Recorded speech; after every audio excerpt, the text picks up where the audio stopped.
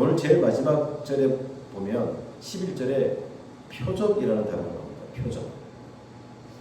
이 요한복음을 읽으면서 이런 중요한 단어 몇 가지가 나오는데 표적이라는 단어.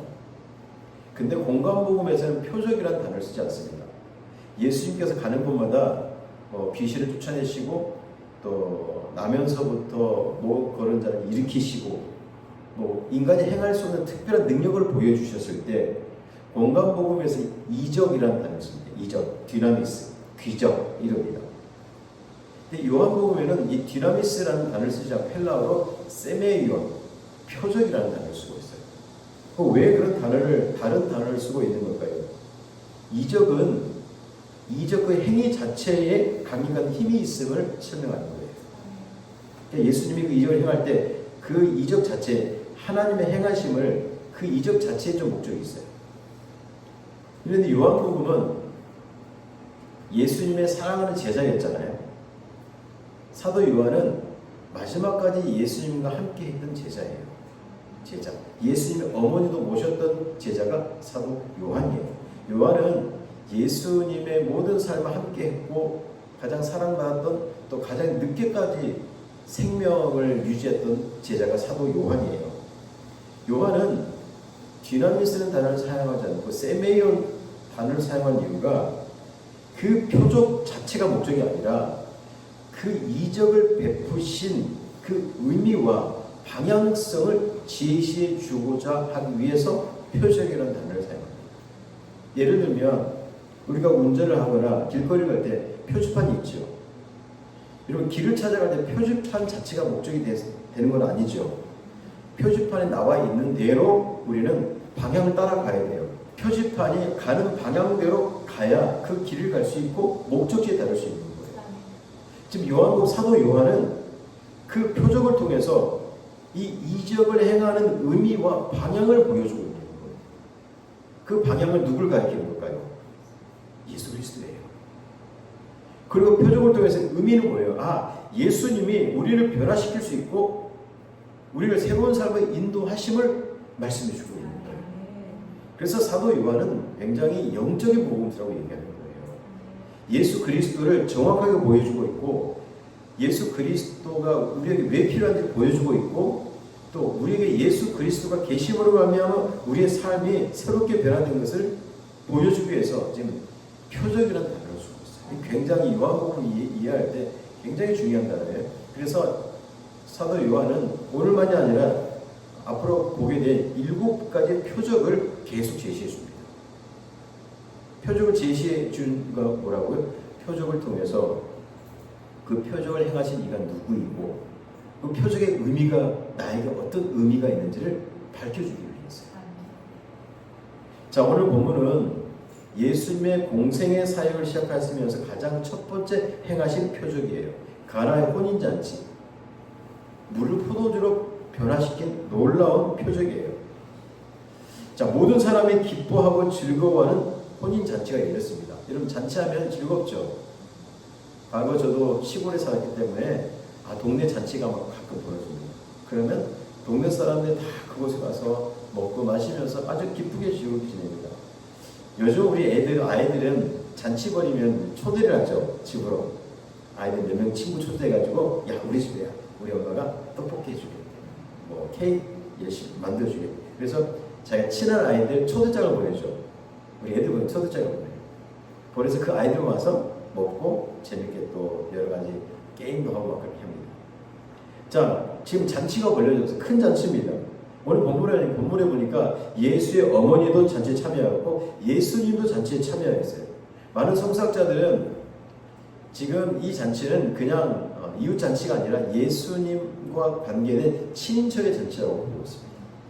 이런 친인척의 잔치를 벌이면 잔치식을 초대를 받았지만 어떤 마음일까요? 이 잔치에 실수를 범하면 안 되지. 또 부족한 게 있으면 안 되지. 그런 같은 마음으로 잔치를 참여하겠죠. 그래서 지금 이 잔치집에 신경을 쓸 수밖에 없어요. 예수님과 예수님 어머니도. 당시 이스라엘 잔치, 중동 지역 그런 지역은 물이 굉장히 귀합니다. 그래서 포도주가 너무 많이 재배가 돼요.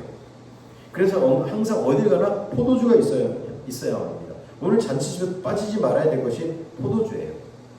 잔치가 시작되었을 때는 요즘 한우를 뭐 A 9등급 막 이렇게 나누죠. 처음 시작했을 때 정말 좋은 포도주, 가치가 정말 좋은 포도주를 내놓습니다. 그리고 이제 그게 떨어지면 조금 뭐 A 뭐 플러스급, A급 낮아지는 거예요. 그런 포도주를 내어놓습니다. 자, 그런데 중요한 거는 그런 일이 벌어지면 안 되겠지만 포도주가 떨어지거나 부족하면 그 잔치는 낭패입니다. 많은 손님들에게 실망을 안겨주는 거예요. 그런데 오늘 본문을 읽어보면 이런 낭패가 벌어져요. 포도주가 다 떨어져 버립니다. 낭패를 맞이하게 돼요. 큰일 났습니다. 잔치에 들어온 많은 사람들이 실망하게 되었어요. 예를 들면 그거 똑같아요. 우리 어린 친구들을 초청했는데 떡볶이가 너무 맛있어서 다 먹었어요. 엄마 떡볶이 좀 더 주세요. 아니 없는데 친구들이 실망을 할 것 같아요. 그죠? 똑같아요. 포도주가 다 떨어져 버렸어요. 자, 오늘 여기서 우리가 지금 영적 교훈이 있어요. 오늘 잔치집에 포도주가 떨어져 버린 것처럼 인생에도 누구에게나 포도주가 떨어진 순간이 온다. 오늘 3절 말씀에 이렇게 말씀하고 있죠.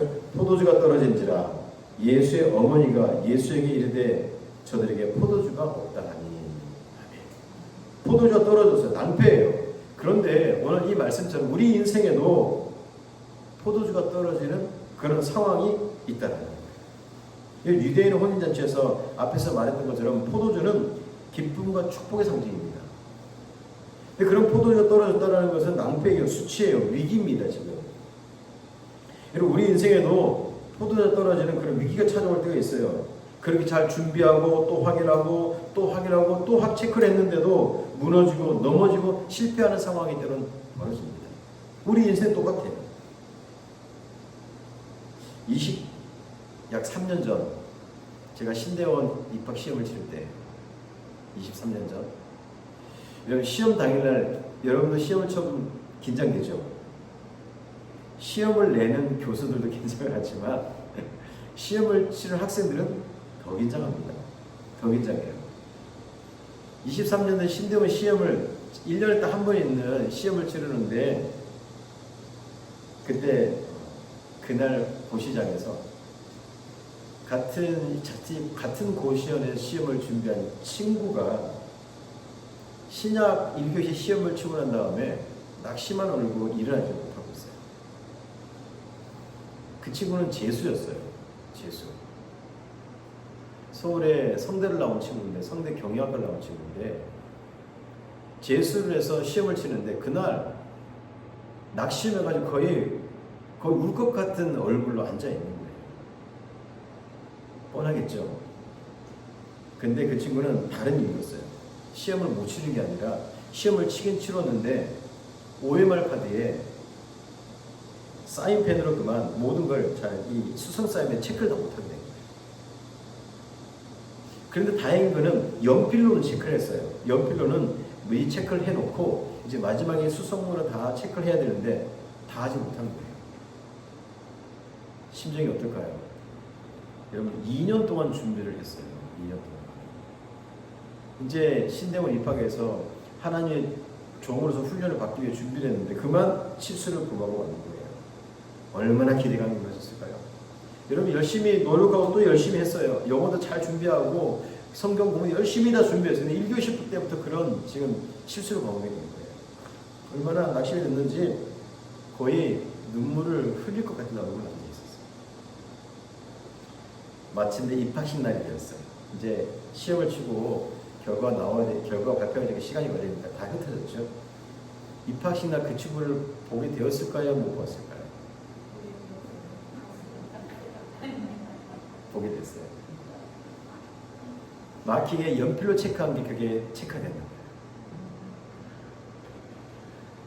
같은 또래로서 또 같이 신대원 잘 다녔고 지금도 사역을 열심히 하고 있습니다. 여러분 사람이 살다 보면 영혼 포도주가 떨어지는 것처럼 그런 낙심할 때가 찾아와요.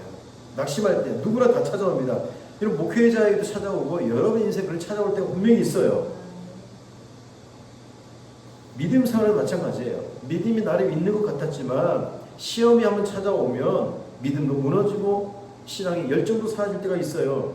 겉으로는 괜찮아 보이지만 마음속은 실망과 걱정이 가득합니다. 낙심해요. 그게 우리 인생이에요. 우리 인생. 우리 여기 오늘 예배를 잘 드리지만 혹 여러분 마음속에 어떤 낙심과 있는지 찾아오는지 모르겠어요. 자, 중요한 거는 포도주가 떨어졌어요. 더 중요한 거는 문제는 언제나 일어나기 마련이에요. 그렇죠? 우리 인생 그렇잖아요. 중요한 거는 문제가 생겼을 때 누구를 찾는 거예요? 무엇을 의지하는 거예요? 오늘 포도주가 떨어지자마자 예수님의 어머니가 이 사실 누구에게 알립니까? 예수님에게 알립니다. 여러분, 우리에게 문제가 일어났을 때 누구를 의지하면, 누구를 찾는가가 우리 신앙인들에게는 너무 중요해요. 오늘 말씀 보면 예수님은 아직 이제 시작이기 때문에 벌써 공생의 사역은 첫 표적인데 아직 자신의 정체성을 밝힐 때가 되지 않았어요. 그래서 때가 이르지 아니었다고 말씀합니다. 하지만 오늘 사도 요한은 이 표적을 통해서 예수님의 능력을 우리에게 그대로 밝혀주고 있어요. 예수님이 누구이고 우리에게 어떤 분이신지를 분명히 밝혀주고 있는 거예요. 그걸 해결할 수 있는 유일한 사람은 누구예요? 예수님이었어요. 여러분, 우리 인생에 이 모든 문제를 해결할 수 있는 분이 누구예요? 예수님이에요. 예수님. 저도 목회하지만 저에게 어려움이 찾아왔을 때 많은 목회자들 만나고 말씀도 듣지만 이걸 해결할 수 있는 유일한 분은 예수 그리스도예요. 그래서 예수의 말씀을 더 묵상하고 더 기도하고 엎드립니다. 여러분, 낙심을 그냥 주저하면 안 돼요. 낙심할 때 실망으로 빠지면 안 돼요. 포기하면 안 돼요. 우리가 해야 될 것은 주님을 구하는 것이며 주님을 엎드리는 것이에요. 왜? 주님은 우리의 모든 것의 왕이시다. 우리의 진정 위로자, 우리를 채워주시고 회복시켜 주시는 바로 예수 그리스도예요. 예수 그리스도. 오늘 그걸 말씀해 주고 있는 거예요. 인생은 누구에게나 포도주가 떨어지는 순간이 있지만 그때 예수님을 찾았듯이 우리도 예수님을 찾아야 될 줄 믿습니다. 우리 주한 제자교회는 오직 예수님을 찾아야 돼요. 자, 중요한 건 이제 또 두 번째입니다. 예수님을 찾았어요. 이때 예수님께서 명령하십니다. 예수님의 명령에 하인들이 어떻게 반응합니까? 하인들이 오늘 6절과 7절과 8절 말씀이에요. 우리 다 함께 읽었지만 한번 다시 읽어볼까요? 6절과 7절과 8절 말씀 우리 한 목소리로 함께 읽어보겠습니다. 거기에 유대인의 정결 예식을 따라 두세 통 든 돌 항아리 6이 놓였는지라 예수께서 그들에게 이르시되 항아리에 물을 채우라 하신즉 아기까지 채우니 이제는 떠서 연회장에게 갖다 주라 하시매 갖다 주었더니 아멘. 오늘 읽진 않았지만 5절에 보면 어머니 예수님의 어머니 마리아가 이야기합니다. 너희에게 하인들에게 말씀하는 거죠. 너희에게 무슨 말씀을 하시든지 그대로 하라. 하인들에게 얘기해요. 재밌는 것은 하인이란 헬라어로 보니까 종이나 노예가 아니라 그 잔치집에 봉사하는 사람들이에요. 봉사하는 사람들. 너희에게 무슨 말씀을 예수님께서 하시든지 그대로 하라. 여기서 하라라는 동사의 의미가 굉장히 깊습니다. 하라, 동사의 의미. 우리 헬라어의 단어는 철학적인 의미를 담고 있기 때문에 그 의미를 잘 파악하면서 성경을 읽는 게 참 중요합니다. 하라라는 단어는 무슨 말이냐면 예수님이 무슨 말씀을 하시든지 그것이 설사 전혀 사리에 맞지 않더라도 이해되지 않더라도 이성적으로 우리가 접근할 수 없는 그런 얘기라도 예수님이 말씀하셨으면 그 말씀에 이의를 제기하지 않고 즉시 행할 의무를 부여받는 것으로 행하라는 거예요. 이게 지금 하라는 의미예요. 이 마리아의 의미가 그대로 하라 이 말은 예수님이 너희가 혹시 이해되지 못하더라도 즉시 순종으로 행하라 이 말씀이에요. 오늘 예수님의 명령에 하인들이 어떻게 반응합니까? 예수의 말씀에 즉각 순종하는 자세를 보여줘요. 순종해요. 예수님이 뭐라고 말씀하십니까? 항아리에 물을 채우라. 그런데 하인들이 이 말씀을 듣고 어디까지 채워요? 아기까지. 가득가득 채워버립니다. 이게 지금 하인들이 보여주는 모습이에요. 조금 어떤 사람들은 이렇게 답할 수도 있잖아요. 아니 예수님 지금 필요한 건 물이 아니에요. 이 잔치집에 필요한 건 물이 아니에요. 예수님 잘 아시잖아요. 포도주예요. 포도주. 지금 사람들은 포도주를 찾을 텐데 왜 물입니까? 예수님 물 말고 포도주가 어디 있는지 말씀해 주세요. 그럼 저희들이 가져오겠습니다. 그 가져와가지고 사람들에게 나눠주겠습니다. 근데 왜 하면 물입니까? 이렇게 따지지 않겠어요? 따지기 좋아하는 사람들. 그런데 오늘 하인들은 이유를 묻지 않습니다. 끝까지 순종해요. 가득 채웁니다. 그리고 가져갔습니다. 말씀 그대로 순종했어요. 거기에 놀라운 예수님의 표적이 일어난 거예요. 표적은 순종할 때 일어나는 거예요. 때로 사람들은 결과를 보고 순종합니다. 그게 인간의 교만이에요. 아, 내가 결과 보고 그에 따라 순종하겠습니다. 결과를 보고 이해하고 납득하겠습니다. 그런데 하나님은 이와 반대로 요구하세요. 순종하는 사람들에게 결과를 보여주십니다. 끝까지 순종하는 자들에게 하나님은 좋은 곳으로 변화시켜 주시고 바꿔주시고 순종을 보시고 더 큰 은혜로 채워주시는 거예요. 우리가 이런 자들이 돼야 되잖아요. 이런 자들. 예수님은 우리의 왕이라고 우리가 찬양하면서 항상 따지기 좋아하고 순종하기 전에 결과를 보고 이해하려고 납득하고, 그거는 우리가 그리스도의 자세가 아니에요. 우리의 왕이신 하나님은 우리가 순종하는지 불순종하는지를 보고 있는 거예요. 우리가 그 순종이에요. 순종하는 자들에게 하나님은 더 좋은 곳으로 바꿔주십니다. 그래서 사무엘상 15장 22절, 우리가 너무 잘 아는 말씀이죠. 사무엘이 사울 왕에게 이야기합니다. 순종이 제사보다 낫고 듣는 것이 순양의 기름보다 나으니. 하나님이 제일 좋아하시는 것, 기뻐하시는 건 제사예요. 제사를 드릴 제물이에요. 기름이에요. 그런데 하나님이 이 제사보다 더 기뻐하는 것은 순종이요 듣는 것이라고 했습니다. 그 말씀을 들었습니까? 순종하는 것이 주님을 기쁘게 하는 거예요. 오늘 우리가 예배 자리에 앉았지만 여러분 불순종하는 마음으로 앉아 있었다면 반드시 회개의 시간을 가져야 돼요. 사무엘에 전한 이 말씀은 이 교회 안에 수도 없이 저도 설교를 했어요. 여러분 설교 많이 들으셨죠? 수도 없이 들었을 거예요. 그런데 사람들은, 그리스도인이라고 하는 사람들은 순종보다 자신의 이해력과 판단을 더 중요한 거예요. 때로는 자신의 체면과 자존심을 더 중요시합니다. 여러분 야고보서는 뭐라고 말씀합니까? 행함이 없는 믿음은 죽은 믿음이라고 되어 있어요. 순종이 없는 믿음은 죽은 믿음이에요. 죽은 믿음. 교회를 다니긴 다녀요. 여러분 죽은 믿음으로 다닌다는 것은 결국 믿음이 없다는 거예요.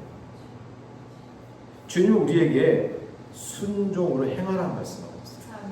오늘 이 포도주 사건을 통해서도 하인들이 순종합니다. 예수님의 어머니 마리아도 그대로 하라 이렇게 벌써 넌지시 언급을 해요.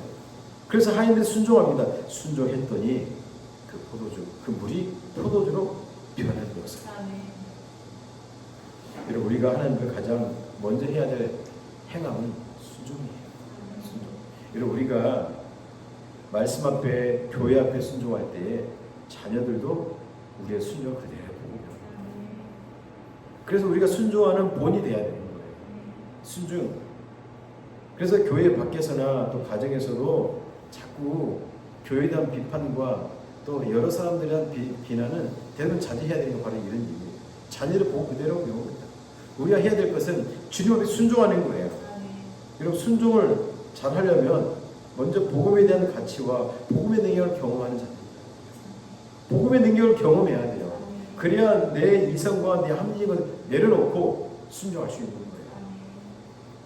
예를 들면 이런 복음의 능력을 잘 경험하는 자들은 순종하는 자세를 갖는데, 예를 들어서 누군가에게 왜 물질이 필요하다고 얘기한다면 복음을 경험하는 사람과 복음을 경험하지 않는 사람의 차이가 반드시 나타나게 되어 있어요. 이런 복음을 경험하는 자들은 이 질문에 어떻게 답을 가지고 살아간다면, 나에게 물질을 주신 이유는 주를 섬기기 위해서, 교회를 위해서, 복음을 위해서 더 섬기라고 주신 것을 깨닫고 살아가는 자들이에요. 우리의 중심은 하나님께 있어요. 그래서 나에게 물질이 주어진 이유는 더 겸손히, 더 절제하고 하나님을 더 섬기라고 우리에게 주신 걸 알고 살아가는 거예요. 근데 복음을 잘 깨닫지 못한 자들은 어떻게 살아갑니까? 물질을 자기의 것으로 이해합니다. 물질을 베풀면서도 자기의 행위를 드러내고 인정받으려고 해요. 대접받으려고 합니다. 또 때로 어떤 사람들은 그 물질을 가지고 자기 힘을 과시하려고. 그리고 우리에게 지금 제가 후원금 계좌를 올려서 후원금을 또 전해주는 분들이 계세요. 너무 감사해요. 뭐 크든 작든 후원금을 잘 보내주고 계신 분들 계세요. 어떤 분들은 또 이름을 기록하기도 하지만 어떤 분들은 이름을 기록하지 않고 후원금도 보내주세요. 제가 알 길이 없어요. 어떻게 누구인지. 추측은 여러 명이 되지만 누구라고 할 수가 없어요. 이런 물질을 왜 우리에게 주셨습니까? 주를 위해, 교회를 위해, 또 목회자에게 협력하라고 물질을 주신 거예요. 자기 과시하라고 주신 게 아니에요. 여러분, 어떤 것이 하나님 앞에 올바른 순종입니까? 복음을 제대로 알 때에 제대로 순종하십시오. 여러분, 복음을 제대로 경험함으로 주님의 영광을 위해 살아가는 우리 모두가 되기를 간절히 축복드립니다. 오늘 물이 포도주로 변한 것은 순종함으로 그 표적이 나타납니다. 자, 오늘 사도 요한은 이 표적을 통해서 마지막으로 우리에게 보여주신 것이 있어요. 그리고 물로 포도주로 변화시키신 예수님.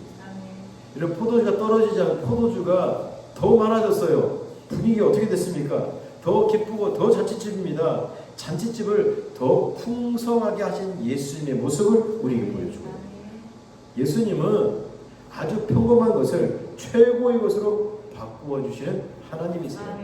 오늘 9절과 10절에 말씀하고 있어요.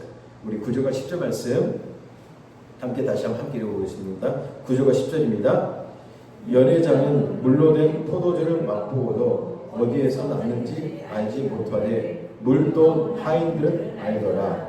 연회장이 신랑을 불러 말하되 사람보다 먼저 좋은 포도주를 내고 취한 후에 낮은 것을 내거늘 그대는 지금까지 좋은 포도주를 두었도다 하니라. 아멘. 연회장도 또 신랑도 하인들도, 특별히 하인들은 이것이 어떻게 되었는지 알고 있는 거예요. 예수께서 물로 채우라 갖다 주었을 때 이게 변화가 되는 거예요. 하인들이 이게 알게 되는 거예요. 중요한 것은 물론 포도주가 변화된 것도 중요하지만 지금 잔치집을 더 풍성하게 하신 예수님의 능력을 경험하고 있습니다. 여러분, 예수님은 연회를 더 풍성하게 하십니다. 좋은 포도주를 지금까지 두었다 사람은 놀란 거예요. 이게 예수님의 역사예요. 예수님은 단순히 부족한 것만 채우시는 분이 아니에요. 더 흘러넘치도록 하신 분이고 더 좋은 곳으로 바꾸고 변화시키시는 분이 우리 하나님이에요. 우리 인생을 지금보다 더 변화시키시고 더 하나님의 일을 사용할 수 있도록 이끄시는 분이 우리 하나님이다. 놀라운 은혜죠. 주님은 우리 인생도 최고의 것으로 바꿔주실 수 있습니다. 여러분, 지금 좀 부족하다고 실망할 것 없어요. 낙심할 것 없어요. 주님 말씀에 순종하면 주님이 우리 인생을 사용하실 거예요. 여러분, 주님이 사용하시면 우리가 감당하지 못할 정도의 능력의 사람으로 이끌어 가시는 거예요. 기대하세요. 그래서 주한제자에게 기대합니다. 앉아 계신 여러분들이 너무나 주님 순종 잘하시는 분들이거든요. 순종 잘하는 분들이 여기 앉아 있는데 뭔가 걱정이 됩니다. 원래 목회자로서 염려가 가끔 오긴 해요. 불쑥 찾아옵니다. 아유, 주한제자에게 하나님 어떻게 사용하실까. 하지만 예배드리고 찬양하며 나올 때 여러분 보면서 힘이 납니다. 할렐루야. 우리가 많이 부른 찬양 중에 야곱의 축복이라는 찬양이 있죠. 야곱의 축복. 뭐 화면이 있으면 같이 볼 텐데 가사가 이렇습니다. 너는 담장 너머로 뻗은 나무, 가지에 푸른 열매처럼 하나님의 귀한 축복의 삶에 가득히 넘쳐나요. 너는 담장 너머로 뻗은 나무, 가지에 푸른 열매처럼 하나님의 귀한 축복이 삶에 가득히 넘쳐날 거야. 후렴 가사에 보면 너는 하나님의 선물, 사랑스러운 하나님의 열매, 주의 품에 꽃 피운 나무가 되어줘. 음역이 너무 높아서 크게 할 수가 없네요. 너는 담장 너머에 뻗은 나무. 여러분, 담장 너머, 그 너머로 나무가 뻗어져 옵니다. 푸른 열매가 되어서 하나님의 귀한 축복이 임함으로 더 가득히 넘쳐납니다. 할렐루야. 그래서 우리는 하나님의 선물이라고 하는 거예요. 우리는 하나님께 사용하시면 우리는 오늘 야곱의 축복처럼 담장 너머 더 뻗어가는 나무가 될 거예요. 왜? 하나님께서 세워주신 주의 자녀들이기 때문에. 오늘 주님은 이처럼 평범한 삶을 최고의 것으로 바꿔주는 하나님. 혹시 여러분의 삶이 평범하다고 생각하십니까? 하나님이 예배하고 순종하면 정말 최고의 것으로 바꿔주십니다. 할렐루야. 오늘 빛나고 고은이도 하나님께서 바꿔주실 거예요.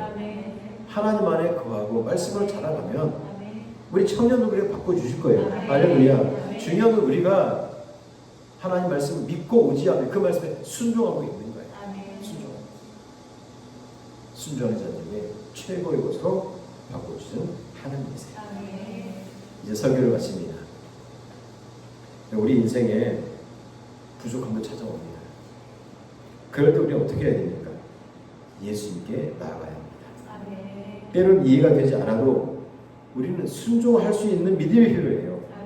예수님 우리의 평범한 삶을 가장 아름다운 삶으로 변화시키는 분이세요. 우리 인생에 가장 필요한 것이 있다면 우리를 아름답게 최고의 것으로 변화시키시는 예수님을 모시고 찬양하며 예배하는 삶입니다. 여러분, 예수님이 함께하는 가정에 희망이 있는 줄 믿습니다. 예수님이 함께하는 그런 교회에 생명이 있어요. 예수님이 함께 하신다면 우리 삶 속에 고통이 있더라도 하나님의 치유와 회복으로 이끌어 주실 거예요. 왜? 예수님이 함께 하십니다. 이제 한 주가 살아갑니다. 여러분 가정에도 물이 포도주 되는 역사가 임할 줄 믿습니다. 그런 믿음으로 승리하는 우리 주한 제자의 모든 성도들 되시길 주님의 이름으로 축복드립니다. 아멘.